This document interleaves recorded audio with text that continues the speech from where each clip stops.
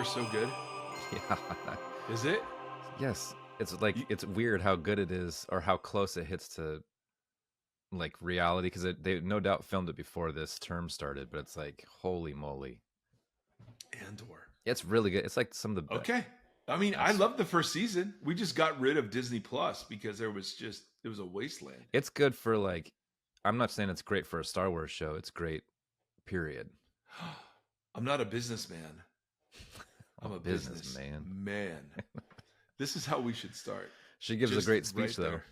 The I speech at the heard. end of the last episode. Good lord, Is just that okay? So she gave the last just speech of the chills. last episode, right? Yeah, Okay. it's so good. Okay. I'll watch it. I'll watch it. Big Nate saw Sinners, and he said that was pretty intense. It's pretty intense. It's not the It's movie like you can recommend for everybody to watch because it's totally. got some gnarly parts, but man, he plays with some themes in there. Yeah, he said And there's this musical number in the middle that is one of the best things I've ever seen in a movie. what? It I it heard. blends all of this like African, like from music from Africa up through kind of the blues and then into hip hop and this dance scene in this barn, and it's all in one shot, just kind of blending together all these like this Yeah, lineage of music and expression. It was just beautiful and so well done. I love that. It's pretty wild. We should start with just movie reviews. I like that idea. Although you're the only one that sees movies. I I saw literally wait for Thunderbolts. you to watch. And I heard it was great. Yeah, it's pretty good. It's fun. Florence Right. Pugh's great at everything she does. You know what? Careful now. Careful. I know. It's true. It's yeah. Yeah. Okay. We might as well do this. Welcome. Right? This is how we should start. Just a rolling start. Like, hey, I like it. We're just two men. We're talking about movies. That's all. And Tim, like you and my son are kind of the guides to pop culture, because I don't go to really theaters anymore. I don't really watch movies or whatever until you guys say you should watch this, and then boom. Yeah, get in there. Severance. Did you ever see Silo? Oh yeah. I didn't. I Haven't seen haven't it. watched the second season yet, but the I first haven't season was either. great. I thought the first season was great. I read those books when they first came out. And I was Oh, like, did you? Does it it's track great. pretty close? It does. The girl that's the main actress in it, Rebecca Yep. Ferguson. Ferguson. We're huge fans of her here from Mission Impossible, Oh, because we watched all those, and those movies, you can say whatever you want about Tom Cruise, but those movies get progressively better and more fun. But she was like, when she showed up, we didn't know who she was, and her Wow. character is so rad. Oh, And nice. so we've just been big fans. So when she pops up in things, we're always excited. She's just a great actress. Is she? I've only seen maybe one or two Mission Impossibles. You should binge, and the last one's coming out. Well, okay. I don't want to see Tom Cruise run more. I'm done with that. That's exactly what our mutual friend said too. He's just like, anytime I see Tom Cruise running, I know it's something I'm not interested in, or something like that. Well, welcome to VOXOLOGY. So would you say the last? So what's the last best movie you've seen? Would you say? Sinners was pretty good. Yeah. Big Nate said it was like a little bit like Midnight Mass. You think it's one movie, and then it's a left hook. And Yeah, it's like, oh, it's a different movie. and he's playing with those themes. He's playing with. Yeah. So I don't know. Did we talk about I this love last that kind of episode? stuff. I don't know. Probably. We probably did. I saw Beyonce since the last episode. Let's go. Tell me. Queen Bee.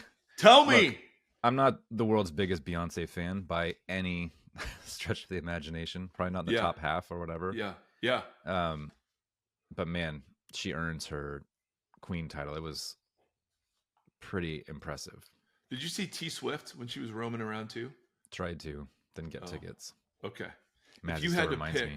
if you had to pick of T Swift or Beyonce, and you could go to one, where are you landing on that?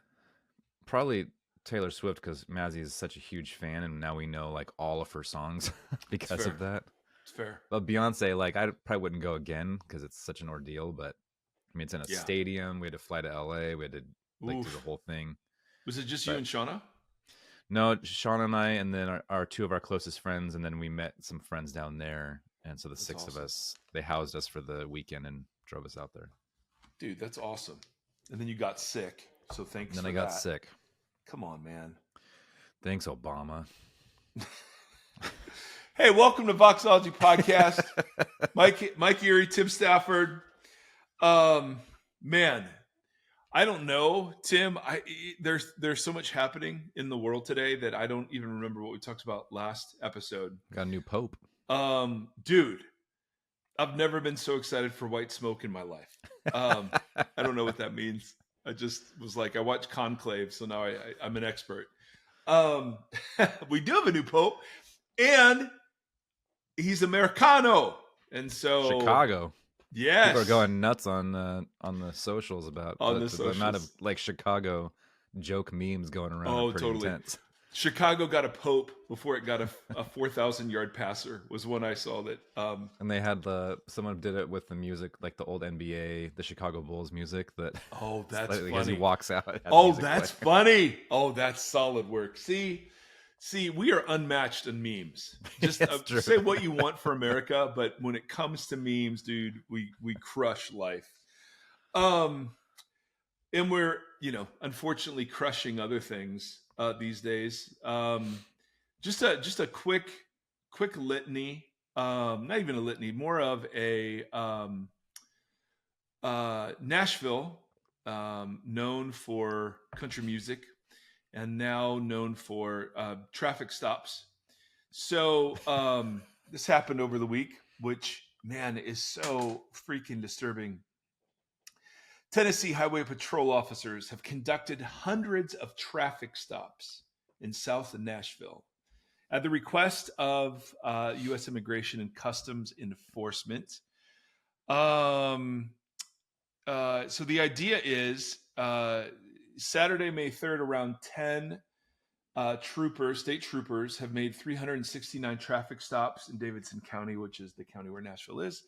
In cases where individuals were found to be in the country illegally, ICE intervened. So far, 94 people have been detained for further investigation, and Transport ICE provided limited information about those detained, only sharing brief descriptions of 4 individuals, including a gang member and others with past convictions for sex with a minor, aggravated assault. So the concerns here in the local town, of course, were the racial profiling of the traffic stops. They weren't just stopping anybody on traffic stops. And then secondly, I think we can all agree that we're fans of getting people who are violent or who commit crimes of sexual violence. Like, those people need to be taken care of. And I was promised that whatever deportations we would do, it would only be the hardened criminals and gang members. After that was proven. Yeah, exactly. So here's another story that came out by another Nashville news agency. A Venezuelan woman is desperately searching for her husband after he was detained during an immigration enforcement operation in Nashville. She discovered her husband was missing early Sunday morning around 5 a.m. She later learned through social media posts that he had been arrested during what some activists are calling an ICE racial profiling operation. However, ICE and Tennessee state troopers say they're targeting criminals.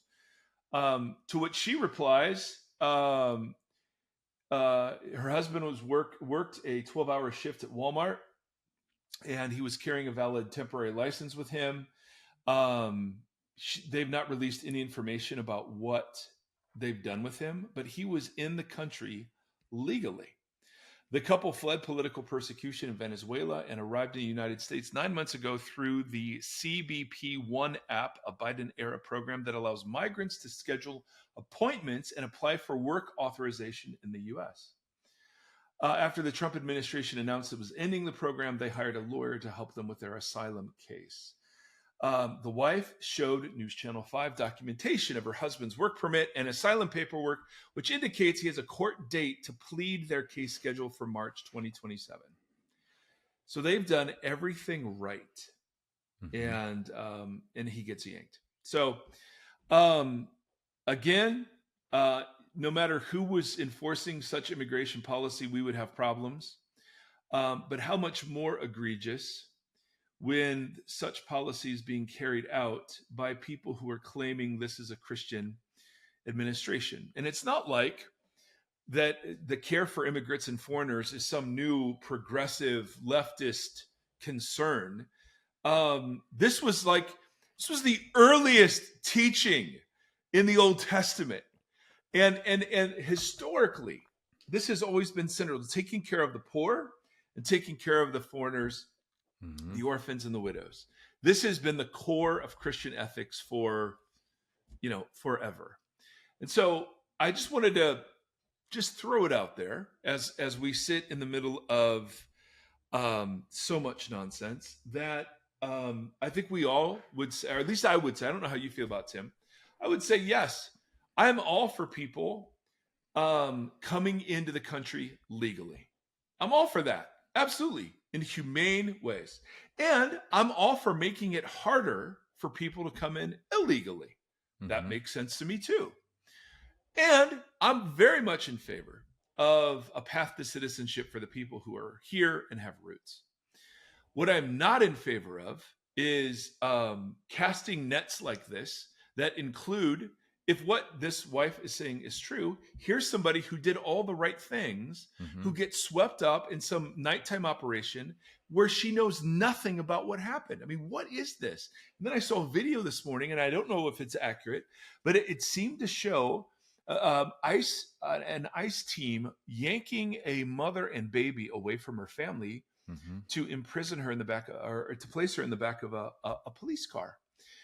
And again, we sit here and go, I don't know what it's like to be on the margins of culture. I have no idea what that's like. I have friends, though, who have different skin tones and who are here under different circumstances. And for them as image bearers and fully participating in citizenship of the United States to be afraid Mm-hmm. seems absolutely reprehensible. Not only that, let's say they are just arresting criminals, they're still due process, and they're to be treated as image bearers. And that doesn't mean they're not punished or there aren't consequences, but it does mean that to terrorize these populations of our. But you take a community like the transgender community, or you take a community like the immigrant community, who both are in very socially vulnerable locations, and then you start demonizing, like, my goodness, this is not Christian in any stretch of the imagination. I understand that nation states have to do what nation states have to do, but to claim a divine mandate for their action, and then, my goodness, this just is.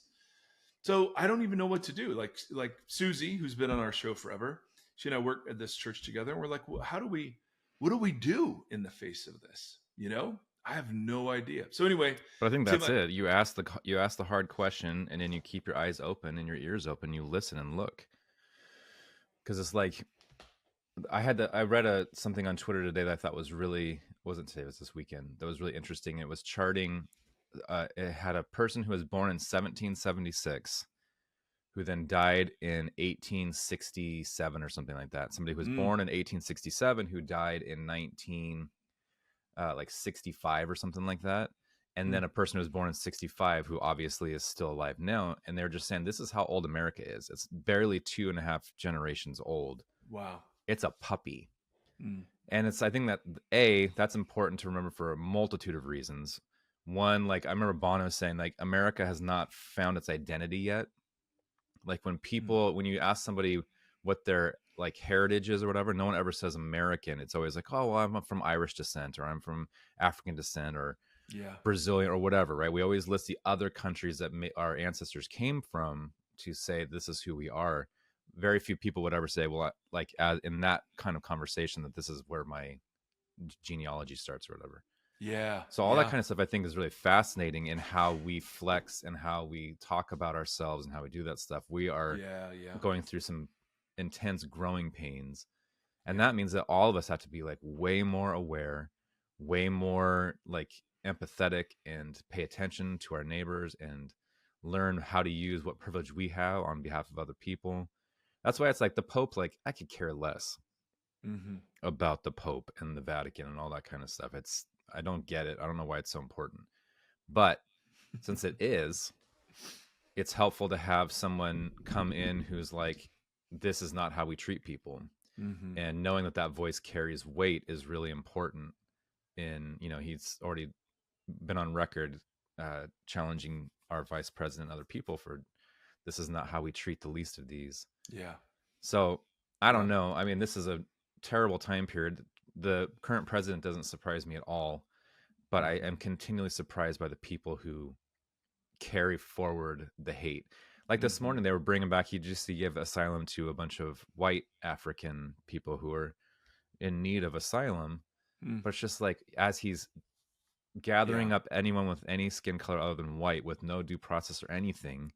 I'm Yeah. sure you saw the interview where he was doubling down on that terrible Photoshop of the MS-13 MS-13 guy. tattoos. Yes, It's like, totally. Totally. it's just, they're saying all the quiet parts out loud now. It's Yeah. this is very fueled by racism and all that kind of stuff. And then to just blanketly bring back, give asylum to a bunch of white Africans who are Totally. struggling while they're forcing all this mother and these different people out and refusing the Supreme Court mandate to bring back it's just a really, really weird time.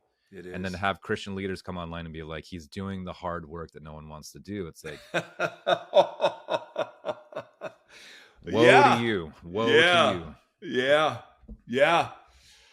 So again, we just want to keep for Tim and I. This is one small way we resist.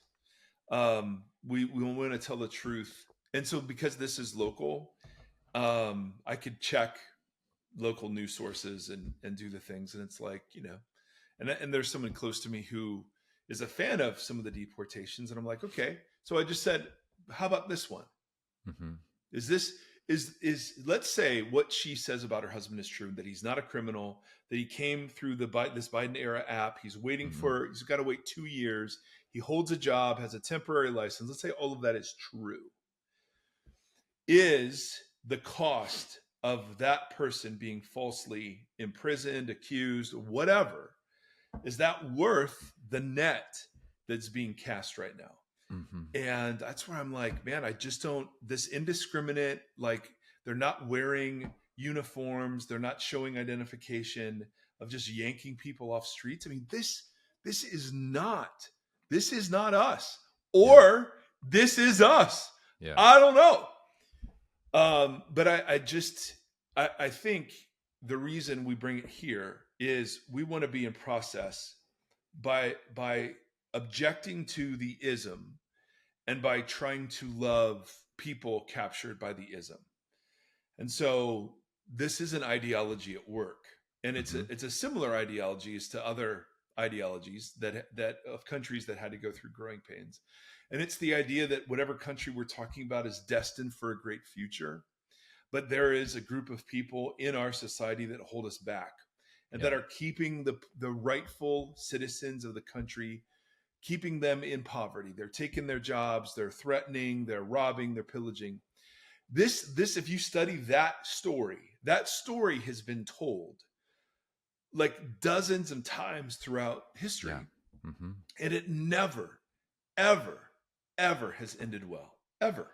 Yeah, it's hard not to think about the now and not yet and how that informs exactly this.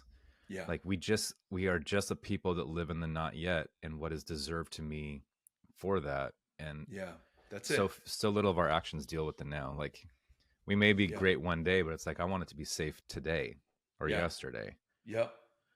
Well, that's Pretty wild. One of the things that's interesting. I mean, that gets us back to this whole conversation we're having about cruciformity and life of a crossroad. We started by talking about two different Christianities. One Christianity is that Jesus died for me on the cross, and so all the salvation stuff is waiting for me in heaven. Mm-hmm. It's all future oriented, right? So there's nothing really to do now, and if you worry about the now and care about immigration or the poor, whatever, you're just rearranging deck chairs on the Titanic. The thing's going to burn. And so that's one version of Christianity. Another version of Christianity says, yeah, the cross is the place where Jesus died for us so that we can die with him. And he set on the cross a pattern for life that we are to imitate and to follow if we want to see the kind of power that Jesus himself displayed. it comes through this descent of social location, the abandonment of privilege, the abandonment of social power for the sake of others. And so when we talk about cruciformity, we're talking about three times when Jesus says, he points to his death on the cross and then says, you guys will follow me there. Take up your cross, deny yourself, follow me. Paul, of course, and this is the heart of Christian identity. This is the heart of Jesus's identity, and this is the heart of Yahweh's identity. This move that Paul describes here. In humility, value others above yourselves, not looking to your own interests, but each of you to the interests of others. In your relationships with one another, have the same mindset of Christ Jesus. In your relationships with one another. I mean, who, and I'm sorry to repeat this, but it's like, I guess I want my imagination saturated with this picture. Because if ever I'm in social settings and I want to get defensive or I want to claim something, this is the text I want to come to mind. You know, who being in very nature God did not consider equality with God something to be used to his own advantage. All the prerogatives of God, all the rights and privileges of God, but did not use them for his own advantage, but rather he made himself nothing, taking the very nature of a slave here is too easy, taking the very nature of a slave, being made in human likeness, and being found in appearance as a man, he humbled himself even further by becoming obedient to death, even death on the cross, right? So you go from deity, the highest pinnacle of the Roman social order of the day, all the way to slave, the lowest, social location in the Roman Empire. We've covered all of this. But what Yahweh does is it says, therefore God exalted Jesus to the highest place and gave him the name that is above every name. And that name is the name of Yahweh. So to give this mode of life Yahweh's name means it reflects Yahweh's character. That at the name of Jesus, every knee should bow, heaven on earth, under the earth, every tongue confess Jesus, Lord, to the glory of the Father. And so this downward trajectory that we've been, kind of marinating in is the heart of what it is to be a Christian. And this is what separates the two Christianities. At the end of the day, the cross turns out to be like the difference between insisting upon my rights versus surrendering my rights for the sake of others. The difference between giving up self-protection or focusing my life on self-preservation. The difference between glory seeking and upward mobility versus the practice of giving up my claim to anything and receiving everything else as a gift. And the Christian journey in the New Testament starts with baptism, which is a picture of what? Of death. You die, you identify with the death of Christ, and in so doing, you give up your rights and entitlement to everything else. And so the church supposedly is made up of people who are dead. And so they don't claim, they don't press their entitlements into the world. They simply receive it all as gift and seek to be faithful to the person and to the example of Jesus. And so the fear and the paranoia, the fear of immigrants, the fear of conversations about racial justice, the fear of the government that is hostile to faith, the fear of liberals taking over. I mean, only people who are still holding on and claiming rights can be, swept up into those anxieties.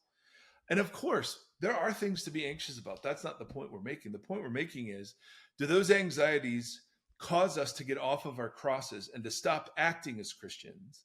Or do those anxieties get dealt with in a way that says, no, we're going to form a culture through prayer, the Spirit, the community. We're going to form a culture that actually stands against the currents of that kind of fear. That's big. That's big. Total big. And so when you look at the disciples, the thing I love about the New Testament is they were super honest about what they wanted. They wanted power. Hey, Jesus, do you want us to call down fire on this village? They wanted prestige. Which of us is going to be the greatest? They wanted honor. Hey, Jesus, which of us can sit on your right or left hand? Right? And Jesus just keeps telling them, nope, servant of all, baby, slave of all. I mean, read those through a modern lens too, with what our current culture is like. Revenge for perceived persecution or just for power. Yep. Like prestige and being honored and seen as like the gatekeepers and the kind of the captains of the ship. Like it is right on brand. It is. It is. And and we're going to get to how on brand it is. Um, the cross-shaped kingdom, man, runs in the opposite direction of all those things. Now, we all know this, right? So there's no one sitting here listening to this going, oh, this is shocking. The problem is we don't ever expect people to live like this. We don't Yeah. expect other Christians to take this seriously. Mm-hmm. That's the problem. The disciples in the New Testament, at least in the Gospels, are a profoundly unfaithful people. Like, that's the thing that Gombis captures so beautifully in his commentary on the book of Mark, is the disciples aren't to be imitated. Right? In Mark, the outsiders are faithful. So the centurion that says Jesus is the Son of God, the people that come up and ask for healing, the outsiders are the ones that get it, and the insiders are the ones that miss it. And so the disciples, that's really big too. I feel like that's everyone's got to sit with that for a second. 1 second of silence. Sit with it. 1 second. Okay. Yes. So Gombis, read his commentary on the book of Mark. It's unbelievable, but he makes that point in spades. And so what cruciformity means, that whole attitude, have the same mindset as Christ Jesus in the way you treat people. That's just what taking up the cross looks like. We don't have to wonder about what that looks like. It just means treat other people as if they were more important than you. Period. Yeah. And if you have a choice, take the lowest social location. Gosh. So Jesus will tell a parable like, hey, when you're at a banquet and you don't know where everyone's sitting, don't sit in the place of honor. Don't assume that. Go sit at the very far end of the table. And if someone wants to honor you, great. But otherwise, they'll presume that you're being honored here. I feel like it should be said that while we point out so much of the hypocrisy in big white evangelicalism and this current administration, that kind of stuff, a lot of the conversations that you and I have when we're not recording are about how are we not like meeting this bar, like us personally, not how others. Because like when you're like, when like it's very easy for me to sit here and be like, well, I just don't understand why those people are not fulfilling X, Y, and Z from this. But we have a lot of conversations about, hey, have we taken a left turn here? Are we doing this or that? Like, how are we pushing in that direction in the way that's healthy and constructive and that's right, like highlighting the beauty of the whole thing? Yeah. And I think, Tim, thank you. I think for me, part of my grieving over this is that I've tried to pastor not this way. Me too. There's a seduction to the Christian industrial complex. Yeah. I tried to pastor, teach, neighbor, drive. Yeah. All of it this way. So part of repentance, I think, looks like, at least for me, trying to embody an entirely different way while being honest about the fruitlessness of the current way. So that's so good, man. Yeah, we never want to come across as simply people who are dissatisfied with how dumb church is. That's why I'm in one. That's why Tim has formed a wellness committee. Like we still are purveyors of hope, but there's a sense in which we want to be really honest. And a lot of us, I mean, it's not like we're saying things people don't already know. Yeah. It's just that I want to contrast the beauty of Scripture's picture versus how low our expectations are of each other. You know what I mean? Yeah. And so the thing that's so sad, exactly. The realities that make the disciples apostate are the realities that affect and infect evangelicalism as a culture. Prestige, power, assertion, greatness. And so today I want to look at, and we will just do a couple more. We're going to look at, we're going to remind ourselves of cruciform politics next episode. But today I want to look at cruciform leadership, because I grew up, and again, I am late 20s.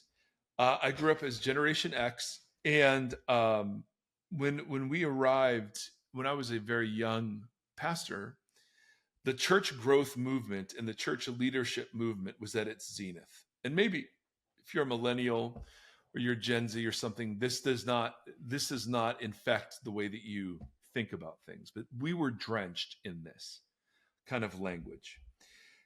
And so I want to talk about what's a cruciform view of the church, of our place in the church, and then um, leadership of the church. And so let's just contrast how I have always seen church and my place in the church. I've always seen me as and I wrote this down because I think like this is true. I am an individual with an inalienable Bill of Rights and constitutional freedoms. I am an American citizen, promised upward mobility and a shot at the American dream if I just work hard and believe in myself. I am a consumer of religious goods and services, church shopping until I find a church that meets my needs. I am engaged in a culture war that only can be won through the exercise of political power against my political opponents who are ruining our country.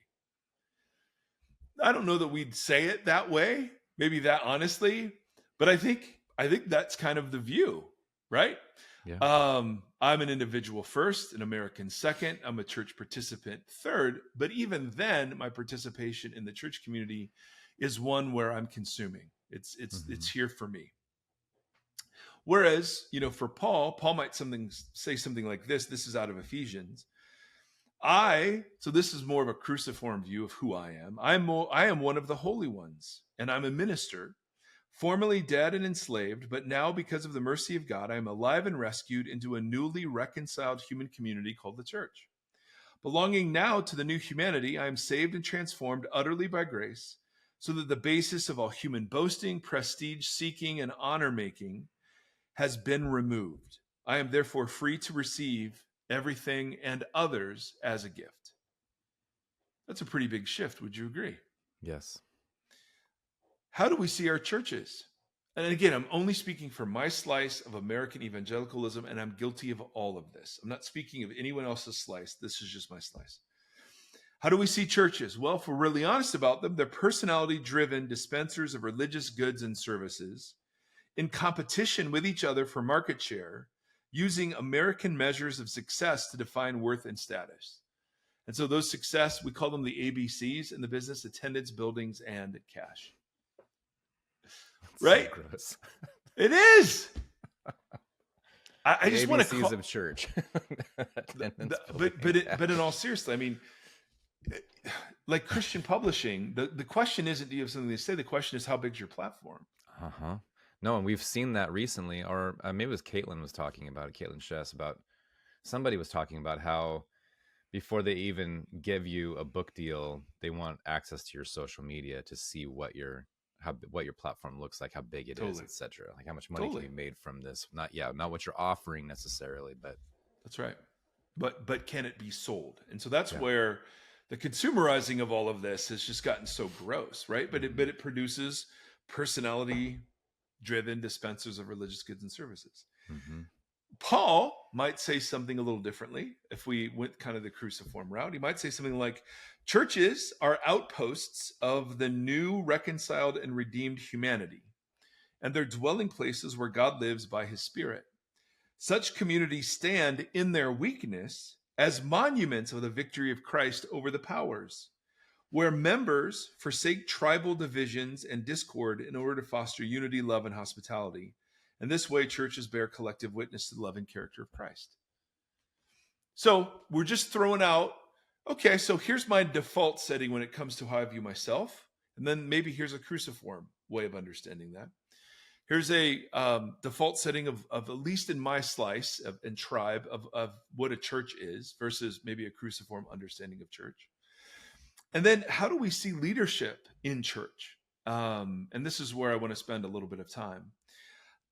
There was and I don't know if this still exists, and this was a few years ago, so maybe it's different, but it reflects everything I was taught about leadership. All right. Leadership was, for a while there, the most important gift that God was said to be giving to his church. That what is really keeping people and the church from reaching its potential were like poor leaders. And Willow Creek was kind of the ground zero of this. Bill Hybels was known for his leadership capacity and ability and strategy, and was writing leadership books. And I mean, man, the whole thing, they had a global leadership summit. We talked about leadership, and the church needed good leadership. And I don't dispute that. I think I would just define leadership differently than what Bill Hybels did.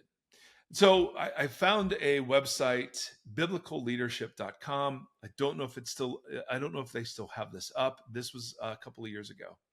But here's how they defined leadership. And again, this is the water I personally grew up in working in mega churches. Okay. What is biblical leadership? Number one, the effective leader. So we've already stacked the deck. The leader should be effective, right? That's the goal of a leader. Is The to be website effective. still exists, Does it? just in case you're wondering. I don't know if they have this still on there or not. The effective leader must be strategic. Now, even saying it that way, right? You've already given the game away. Mm-hmm. So leaders are to be effective, and if they're not effective, then they're not very good leaders. All right, but what must they be? They must be strategic. Fair? And I heard this all the time. Strategic leadership occurs when individuals and teams think, act, and influence in ways that promote the sustainable competitive advantage of the organization. Now, obviously, this has and could be even directed to leadership in the marketplace. Because we would never talk about competitive advantage in church leadership, although when you sit around pastors that are really honest, they're all jealous of each other and the platforms that they all have. Not all, but I'm speaking hyperbolically. That there's a lot more there than I think people realize. But when you have something called biblical leadership, then I'm interested. It's not like, hey, we just think good leadership is being strategic. And I'm all for being strategic, hallelujah.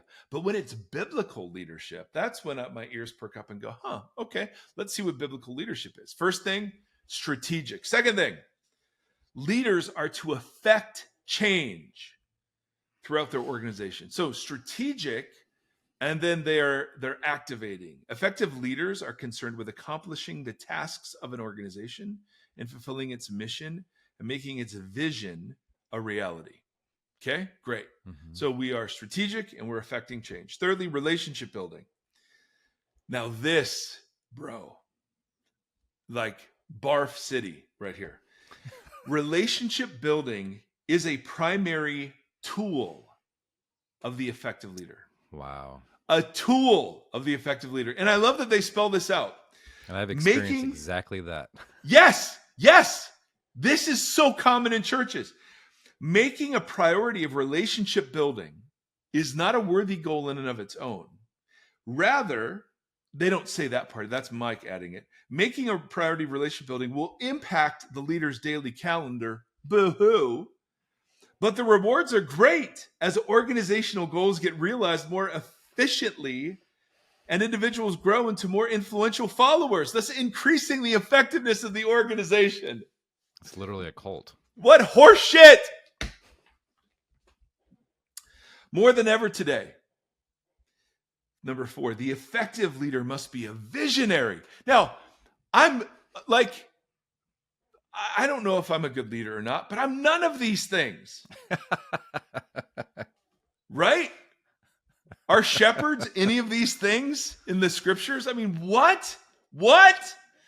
More than ever, the effective leader must be a visionary. And then here, let's pull a Bible verse right out of context for this. You know the one. Let me get my where mug. there is no vision, the people perish. The problem, when you read that verse in context, is it's not that the people of Israel are lacking a vision statement. It's that they're lacking a vision of God. Mm-hmm. Oh, yeah. Number 5, adaptability marks the attitude of an effective leader. Well, of course, got to change. Number 6, effective leaders never quit pursuing their goals. Number 7, the effective leader exhibits transformational qualities. I mean, what? How can one person besides Jesus be any of these things all at once? Come on, man. No wonder these people fall from grace, too. And then, nope, Tim, there's an 8th. Sorry. Don't you dare. Mm-mm. Servanthood is an attitude of the heart and mind that Jesus exemplified and sought to instill in his followers. Number 8.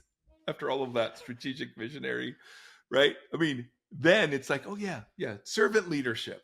But even then, it's framed as like servant leadership is actually the most effective way to lead because people actually think you like them. So So here were, and They had I'm to not making this up. they had to one up the 7 holy number just to make it And then a little they extra. went to 8, and we're like, The 7 boom, plus. yeah. And I'm not kidding, guys. I so benefited from the churches that formed me. There was a beautiful church, Oxford, Ohio, that was the most formational thing I've ever been a part of. And I went from there, and I worked at a mega church in California. And this was just, no one thought this was bad. I didn't think this was bad. We were all told this is what it is. So I'm not just taking shots out there. Like I swallowed this hook, line, and sinker. Yeah. Because I wanted to be an effective leader. I wanted to make a difference for the kingdom. I wanted to change the world. And so I was told this is how you do it. And you're so watching numbers grow too. So it's, and we did. How would you not buy into That's it right. when you're seeing the effects? That's exactly right. Attendance, buildings, and cash. And so, I have frustration, and I have sadness over this. Not just that it's out there, but I now see how corrupt and corrupted that whole way of thinking is. And I just hate that I wasn't wise enough to see it sooner and run. But like we would talk about pastoring megachurches, and I was in leadership in several megachurches, yes. But we would use terms like CEO of a company, executive of a business, general of an army. We would read military like leadership books. Wow. A chairman of a board. Those were the images. And often in our evaluations, things like being decisive, being administrative, being strategic, being results oriented, being a good vision caster, getting things done, those were the things we were evaluated on, which would make sense if that's how you see the church. Yeah. Right? And so what was normal in pastor land is a wholesale, at least in my world, sellout to triumphalism, prestige, power, greatness, honor. And so it was commonplace for pastors to use power over, coercion, and manipulation to achieve results. Like we had 2 staff categories: somebody who was with us and somebody who just was slowing us down. Mm-hmm. You would overtly criticize other churches or other leaders who were more successful. There was just a very deep jealousy that existed there. Or even less successful because they're not achieving the same bars as you are. Exactly. There was such a desire to increase, and the churches, yes, but it was because the church reflected the leader of the church. For churches to increase in prestige, status, influence, prominence, it's why we would Outreach magazine would have a list of the 50 fastest growing freaking churches in the freaking country. Outreach magazine. Oh, I remember we made a list of like one of the 50 biggest churches, and it was like, dude, I mean, that's of course how can you not feel validated in that whole thing? It is so fascinating. I keep sending you tongue-in-cheek things from how like there was a certain magazine when I was growing up that felt countercultural in the Christian market. It was a Christian magazine, and how now they're just like all they do is get excited for any celebrity that totally or any oh big my thing. goodness, It's just like, yes. but it's because they have to sell a product. Yeah, and it's just so sad and like transparent. Yep. So let me just keep cataloging normal in my world that I'm guilty of. Again, I'm not standing in this self-righteous place of, oh, can you believe these idiots? Nope, been there. And I was always church. What's that? I attended your church. Well, okay. I wasn't always crazy. But I was in smaller leadership positions there, so I saw a lot of this. Yeah. The desire for social approval, seeing people either as helps or hindrances to the organization's mission. I remember in one organization, church I was in, we were considering firing somebody because they were too pastoral and they weren't administrative enough. Oh, wow. Facts. Emphasis on efficiency, effectiveness, and results. You know, because if you're shepherding 8,000 people, man, you know, you don't have time to mess with ones or tens. You better be working with hundreds. Another one is an uncritical focus on growth, right? So if it grows, it's good. And and the line we were always told is healthy things grow. Healthy things grow. And I didn't realize that cancer grew too. So not everything that grows is healthy. It doesn't work both ways. Platform seeking and self-promotion, image consciousness, image maintenance, and you can't. So you couldn't be yourself, right? You were performing. Yes. And at least in some of the communities I was in, the service had to be excellent, and that meant you rehearsed it. If there were mistakes, you would debrief them, talk about them, and correct them for the next service, so on, so on, so on. Often the leaders in communities like this withdraw from communal life. Like there was a big debate in my circles back in the day whether or not you can be friends with people in your congregation, which an overemphasis on strength and competency. And so if you were, you know, dealing with mental illness, infertility, sadness, like let's take time off. Like we don't want you bleeding into the church. Totally. Seeing other organizations as competition, all the things. And so what I've come to learn instead, and I'm still very much in the process, is biblical leadership. If we're going to use that word, cruciform leadership is simply this. It is an unrelenting commitment to the delivery of the love and grace of God into the lives of other people. That's it. We read that again. An unrelenting commitment to the delivery of love and grace, of God's love and grace in the lives of other people. It's, for me, it includes the determination to live authentically and relate honestly to people. That doesn't mean everybody needs to know, but some people need to know. Unafraid to share weaknesses, inadequacies, and failures. Power surrendering instead of power seeking. Like I've talked about how I used to quest for speaking invites or conference invites or whatever. And I don't mean I went out and promoted myself. I just meant like it was important to me that I was receiving them. And one of the things I've since come to learn is something Dallas Willard, D. Willie, said, yeah, don't worry about, how did he say it? I always mess it up. It comes right to the moment of delivery. Don't worry about being invited to speak. Worry about having something to say. And I was like, ooh, that's good.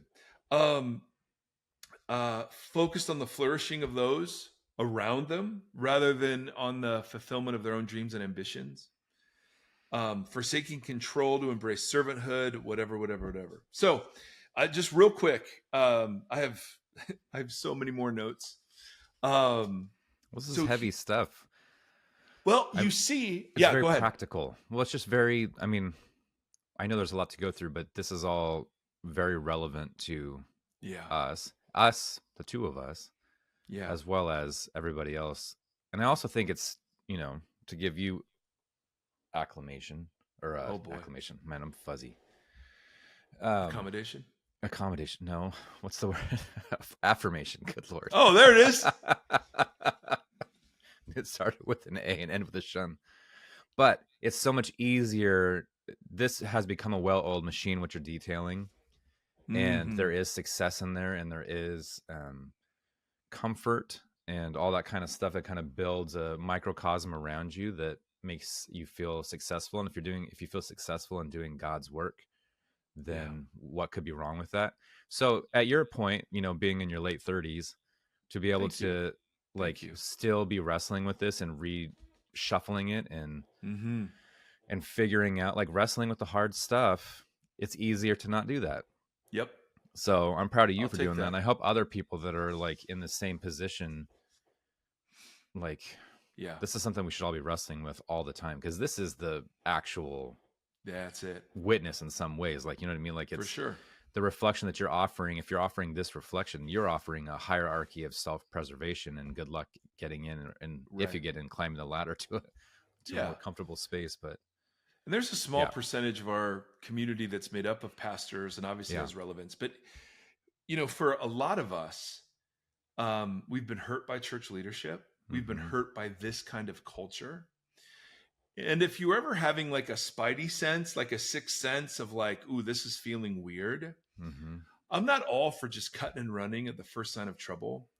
But if the wrong kind of leadership is being employed, then get out. Just get out. This power over seeking. So I made a list of things that came natural to me with things that I've tried to replace as new creation behaviors. mm, And so I'm hit or miss, but this is very, very personal to me. yeah, And I hate sharing this crap. I hate it. I really do, Tim, because the communities I were a part of were great communities, and God was doing really great things. And the people I learned from, I mean, it was so not the negative, awful experience that some have had. mm-hmm, But what I'm critiquing are the assumptions that guided the decisions we made. mm-hmm, And so I'm not critiquing the people who put or implemented these decisions at all, because I was one of them. I'm critiquing the value set that sat behind it. yeah, Does that make sense? That's really important to understand, because I mean, I benefited so greatly from being exposed to all of these different communities. And I don't want to suggest God wasn't doing great things. He was doing great things in these communities. yeah. He can do that. Absolutely. Well, I mean, what other kind of community is there other than the unfaithful kind of Right. community, right? I mean, so at the end of the day, um, but so I'm going to give a left column of old creation leadership with a right column of ways that I'm trying and have tried to grow and improve. Okay. Old creation leadership projects strength and success. Mm-hmm, New creation leadership walks in weakness, vulnerability, and limits. That one's been hard for me. Old creation leadership, the church is a reflection of me. New creation leadership, I'm a reflection of the church. In other words, I'm at the core one of its members. You know what I mean? It does not. It's not a reflection of how good or bad a leader I am. Old creation leadership wants to increase in influence, notoriety, prestige. New creation leadership for me is increasing the community's Christ likeness and flourishing, regardless if they're 10 or if they're 1,000. Old creation leadership uses power over. New creation leadership forsakes it at all costs. If I'm ever employing power over, then I've lost. It doesn't matter. There's no end or good that justifies the use of power over. I would use my privilege and prestige to elevate me, old creation, versus using power and prestige and privilege to elevate others, to not harm them, but particularly to draw in the marginalized.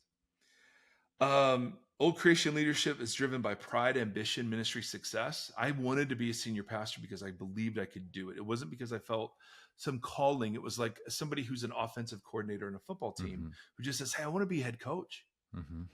That's not a good enough reason. So new creation leadership is content and not concerned with advancement. So I don't seek advancement. I just want to receive everything that comes as a gift. Old creation leadership focus on efficiency, effectiveness, results, and it results in competition. New creation leadership focuses on faithfulness for me. That's it. Old creation leadership, image conscious. I've got to put the best spin on things. I don't want people to disapprove. I work on controlling how they perceive me, projection of the false self. It builds anxiety because if I'm seen for who I really am, who knows what they'll really think. New creation leadership, honest about doubts, struggles, slow growth and discipleship, and not knowing everything or being an expert. Just two more. Old creation leadership is a way of prominence, craving for more and more influence. New creation leadership, the way of humility, content with current responsibilities and seeking to grow in faithfulness. And then lastly, old creation leadership, people are the means. New creation leadership, people are the point.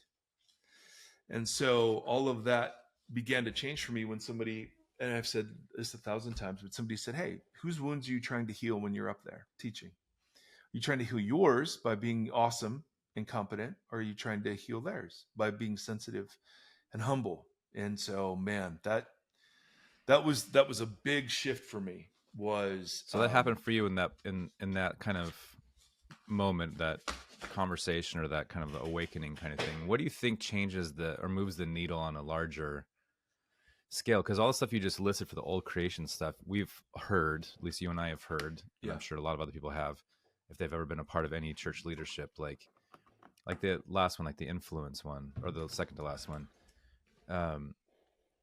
Influence is like such a huge talking point and pushing point in the church meetings that I've been in, right? Like the yeah, influence that you have in the world is so important.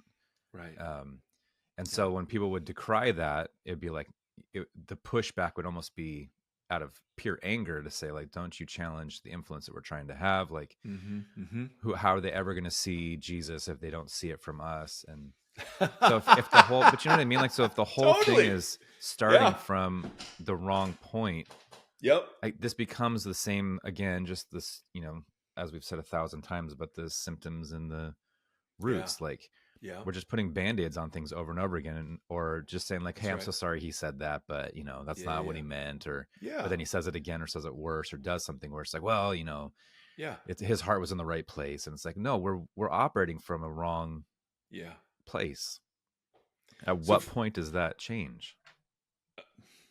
I mean, for okay, I don't know, um, because it works, quote unquote. So as long as you define success that way, Yeah. then who's going to argue? I mean, that was the thing with Driscoll. Driscoll would say just horribly either obscene or demeaning or dehumanizing stuff, and people would rush to his defense saying, "But look at the fruit of his ministry." And I'd be like, "But look at the fruit of his spirit." I mean, which is more important, right? Which is the greater heresy? And so we're going to get into the way ideology works, Ugh. um, and that church growth movement was an ideology, right? Yeah. A self-contained, integrated set of assumptions that could justify doing things individually that might be considered bad or wrong or not God's best, And there's the but means that you mentioned. yes, but because we're reaching the world or we're seeing people come to Christ or whatever, it's why the sexual cover up from the Southern Baptist Convention was like, Right. we don't want to hurt the church's witness. Right. It's Which hurt that the church's same, witness. yeah, yes, far worse than anything else could have. I've been And watching with my 13-year-old. We just started watching Lost the other night, and oh, I was just like, "Oh, this was a show that your mom and I loved, and it'll be fun." And we're a couple episodes in, but Jack, the main character guy, he struggles with leadership, doesn't want to lead, has a lot of demons that he's trying to process through, but he gives that big speech on the beach when everyone starts the infighting over who's right and who's wrong and who can take control and who can do this and that. And he gives that big speech that ends with, "We either live together or we die alone." He's trying to move everybody to the caves. But I was I, sitting there thinking that line kept like ringing in my head, because it's funny. The first time I watched that show was back in the days when we were at the same church. So it's been a minute. And watching it now, that line, I was just like, man, it's a dumb, simple yeah, statement, right? And he's really commenting on what it means to be stuck on that island and whatever. But we just lost that script such a long time ago. And like the things that you kind of like listed out there, like they breed solitary, yeah, because everybody's trying to get into a good position, whether you're in yeah, leadership or you're trying to gain the favor of the leadership, which yeah, was something I also witnessed a lot, is like yeah, when you were kind of a church favorite, yeah, because you were at all the events or you whatever, yeah, like there's always a hierarchy that some people with crippling social anxiety or quietness or whatever will never land in yeah, those markets, and they get pushed aside just simply for not being the loudest person in the room or the most totally. charismatic person in the room. To be demeaned for that is to be Oh demeaned for anything, obviously, but it's just no, we're the church, we're gonna die alone. Like it like it's not gonna how it's many been built for community, and we're missing the mark. how many pastors sit and hear visionary, strategic, affect change, be great, like 7 of the 8 things, like adaptable. How many pastors live into that and just feel like nothing but failures? Yeah. How much has that ideology pushed pastors out of really fruitful 50 member, 100 member churches who they're crushing it and by any measure are far more successful in the flourishing of a community and the Christ likeness of a community. And so it's just, again, it's adding on burdens where Jesus removes them. But not only that, I think because we hear from you guys so much, I mean, our community is loaded with leaders of companies, leaders in arts or music or whatever. And it's like this stuff, I'm applying it just to the church, but it's universal. Totally. Right? In the way that you treat everybody, this is how you do it. Yeah. And so I don't want to miss that bit either. It's like, man, this isn't just for the church leader types. This is like, you can run a family. You can run a family with old creation dynamics. Absolutely. Or with new creation dynamics. Run a marriage. It's the same. I mean, we're making these choices everywhere. So, yeah, Jesus was modeling how it was to be, how to live into full human potential, so that that's a prescription for all of us. I've been thinking about that a lot because I think we talked about how it was Bill Burr, the modern day prophet. Oh, when he was talking about like microaggressions. Yes. But like I was talking to my therapist about it, like I have I'm letting out these microaggressions, and his joke was that he gets mad about the toast or whatever else, and it's because he can't deal with these like international or national level grievances. He doesn't know where to put that energy, and so the energy comes out in these micro things. And learning how to live into this stuff with stuff that I do on my own, like how I drive amongst other people, or how how I exist in a supermarket, or how I talk to my neighbors. Or I know this sounds so redundant, but this has been the thing for me during the Cruciform thing, is not just in leadership, but what you're saying, like how do I actually form myself? How do I posture myself in the world, in even just at home by myself? Yep. Because that informs how I go out. Like it's just, I have to check with myself so often because I am constantly missing the mark on that. Yeah, dude. All right, well, let's wrap it. We'll do one more Cruciformity. Why not talk about this politically? And then we'll bow it. And I have some thoughts. You love red bows. I want to, oh yeah. And then I've got some thoughts I want to run by you for maybe what to do next. So. Yeah. See you guys. Thank you for listening.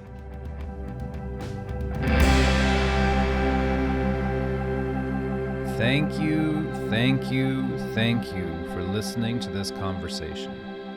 The VOXOLOGY podcast is a 501c3 nonprofit organization that is made possible by listeners just like you. If you'd like to partner with us, you can do so at patreon.com/VOXOLOGY podcast or on Tithely, tithe.ly, and just search VOXOLOGY podcast. Links for both are in the show notes and on our website. You can interact with the hosts on Facebook /VOXOLOGY podcast, or on Instagram at VOXOLOGY podcast, and on Twitter or X, whatever it is, at Mike Erie. Thank you for walking this long road with us.